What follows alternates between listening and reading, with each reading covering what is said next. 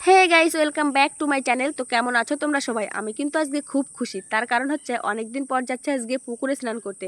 অনেকদিন পর পর যদি পুকুরে গিয়ে স্নান করা হয়, তাও বৃষ্টিতে ভিজে ভিজে দারুণ লাগে কিন্তু ব্যাপারটা।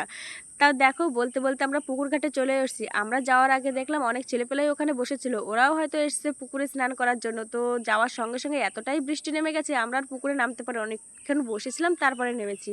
আর আমরা কিন্তু বাড়ি থেকে অনেক প্ল্যান করে গিয়েছিলাম যে অনেক দিন পর যেহেতু পুকুরে যাচ্ছি, একটু রিলস করব, ফটো তুলবো, কিন্তু কিছুই আর হলো না। তো সে যাই হোক, অনেক দিন ধরে যেহেতু বৃষ্টি হচ্ছে, পুকুর ভর্তি জল, আর আমি তো সাঁতার জানি, আমার কোনো ব্যাপার না, আমি কিন্তু সেই মজা নিচ্ছি পুকুরে নেমে।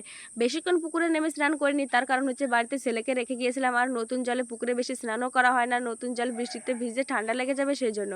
আর তোমাদের একটা জিনিস দেখাই, দেখো এই ব্যক্তিটাকে কি তোমরা কেউ চেনো?